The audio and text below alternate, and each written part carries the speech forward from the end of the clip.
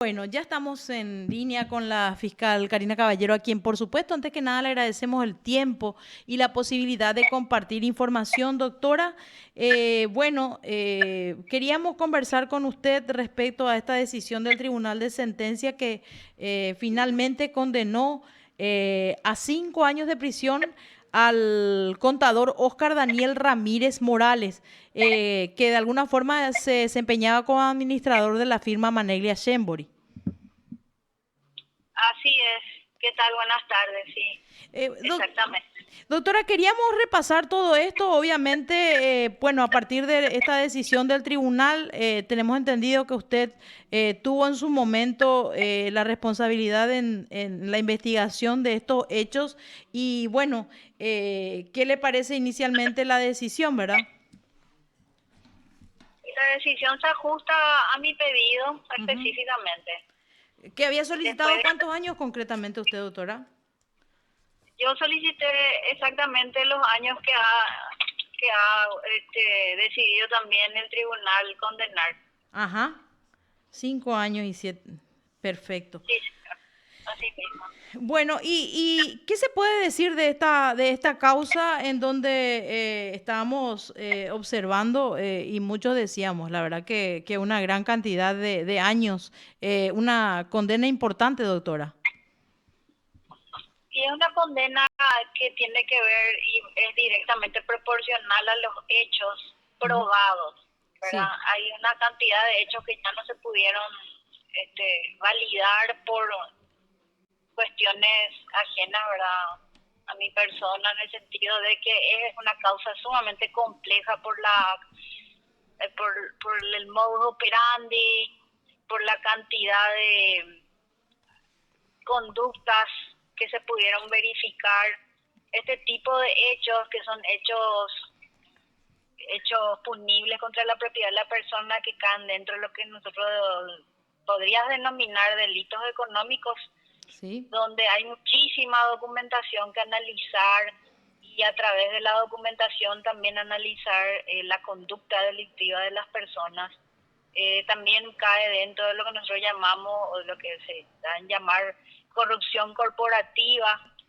Es decir, dentro de las empresas hay empleados que cometen este tipo de acciones que nosotros, que podría ser llamada de corrupción corporativa, ¿verdad? Acuérdate que la corrupción no es privativa del sector público, también en las empresas estamos viendo una cantidad de conductas que rayan la confianza de la misma empresa. Ujú. Y En bueno, este sentido, de ahí la gravedad, de la conducta, ¿verdad? sí, ¿en algún momento hubo alguna exclusión de algunos elementos probatorios en todo este proceso, doctora? O obviamente, u obviamente en realidad lo complejo era una investigación, porque por lo que usted está describiendo, la causa era bastante importante y más que nada complicada, ¿verdad? La causa es compleja, Ujú. en realidad no complicada, compleja en el sentido de que había muchas conductas que se tuvieron que demostrar, Sí. porque el modus operandi no era uno solo, sino mínimamente habían 5 modus operandi que se Ajá. tuvo que, porque acuérdate que hay que demostrar la teoría del caso que nosotros llevamos. Entonces, para demostrar, se tuvieron que recurrir a pericias contables, varias pericias contables que hubieron en la investigación, pericias caligráficas, informes de banco, conciliaciones bancarias, balances y toda una serie de documentos que se utilizan normalmente en las empresas, que pudieron evidenciar los modus operandi que pudimos comprobar, los que pudimos comprobar, ¿verdad? Ajá. Porque también es importante recordar que en este tipo de hechos muchas veces no se dejan rastros de algunas conductas, Ajá. y a nosotros nos exigen prueba contundente para poder validar una hipótesis. Entonces, creo que fue una victoria para el Ministerio Público en el sentido de que se pudo validar, las conductas principales se pudieron validar, o sea, se pudieron probar las Ah, conductas principales. a grandes rasgos, doctora, sí se puede hacer una descripción de algunas cuestiones que básicamente estas personas realizaban en el marco de este sistema de apropiación concretamente? Sí, básicamente se pudo comprobar que el acusado utilizaba cheques de la empresa con firma apócrifa del firmante y estos cheques eran depositados en su cuenta personal. Ajá. Eran cheques y ahí viene la complejidad. Habían cheques al portador, habían cheques nominativos a nombre del acusado directamente como beneficiario, habían cheques, eso eran con firma apócrifa. Luego estaban los cheques que estaban nominativos a proveedores, por decirte, con firma así auténtica, pero no iban destinados al pago o a pagarle a la persona beneficiaria, sino eran depositados también en la cuenta del señor. También Ajá. habían conductas de transferencias desde la cuenta del acusado a la cuenta de la víctima. Hubieron muchas transferencias y todo ello con el único afán de que las cuentas de la empresa tuvieran flujo de caja y poder continuar extrayendo ese dinero y que la firma no se diera cuenta de que ya no había dinero en las cuentas, porque tenía que circular pues los pagos, o sea, habían pagos que se tenían que hacer y en el hipotético caso que no se hicieran, pues entonces esto se hubiese descubierto mucho antes. Claro. Además, la extrema confianza que tenían los dueños de la empresa en la figura del acusado como su administrador. Ujú. Claro.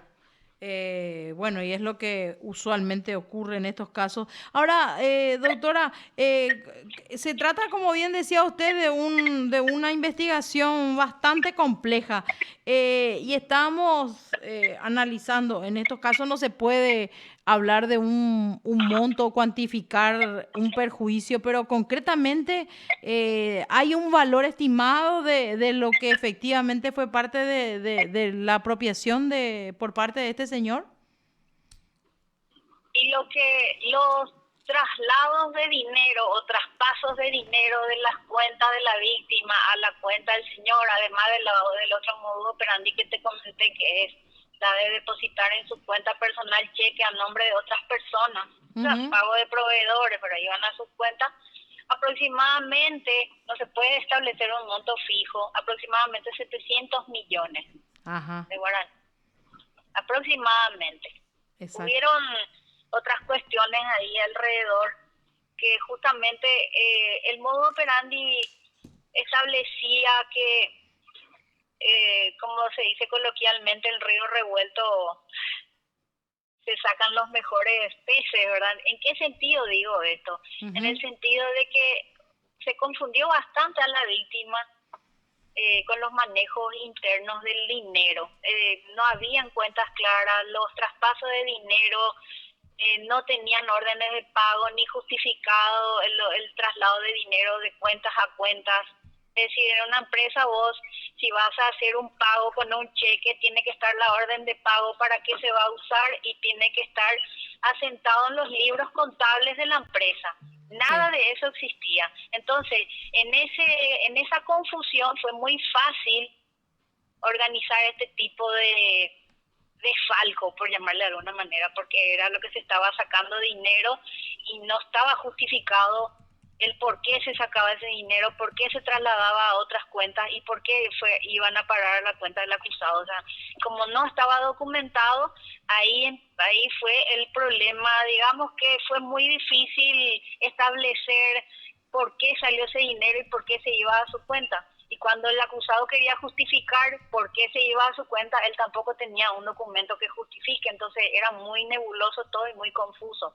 claro. Pero esa confusión se solucionó cuando la fiscalía, o por lo menos nosotros, establecimos cheque por cheque qué fue lo que pasó con cada cheque y si tenía respaldo y si no tenía respaldo qué pasó. Entonces ahí quedó muy claro todo lo que pasó y por eso se llegó a esta conclusión y el tribunal finalmente le dio la razón, validó la acusación y resolvió la condena. Bueno, nos imaginamos que por parte de la defensa estarían planteando una apelación. No obstante, por lo que estamos escuchando, nos describe y detalla, doctora, ustedes están conformes con esto. De hecho, fue lo que solicitó en su momento el Ministerio Público en particular. Y nos decía una estimación a partir de estos datos que usted nos precisa. Claramente es una estimación, así en realidad bastante Claro, confusa la situación. Ujú. es una estimación. Lastimosamente, el desorden que había en la empresa fue uno de los factores desencadenantes de este problema. Sí. Doctora, Porque no había un orden, no había un contador, no había un administrador que pusiera orden ahí, y el administrador, que era él, que ni siquiera tenía contrato, entonces aprovechó esta situación de desorden para poder meter mano. Eso fue lo que realmente pasó. y evidentemente, como dijo usted, se valió de la confianza plena que aparentemente... De la confianza y del desorden que tenía la empresa. Desorden, me refiero al desorden contable, Exacto. porque realmente eso también se pudo verificar. Doctora, muchísimas gracias por explicarnos todo esto, la paciencia y su tiempo también, por supuesto, después de conocerse esta decisión. Eso fue hace instantes nada más en realidad, ¿verdad? ¿Cómo? Que fue hace instantes nada más que se conoció la decisión del tribunal, le decía. Sí, hace media hora más o menos ya terminó el juicio. Un largo juicio realmente. Doctora, nuevamente, gracias, nuevamente. Cuando quiera, hasta luego. Hasta luego. Adiós. Doctora. Usted está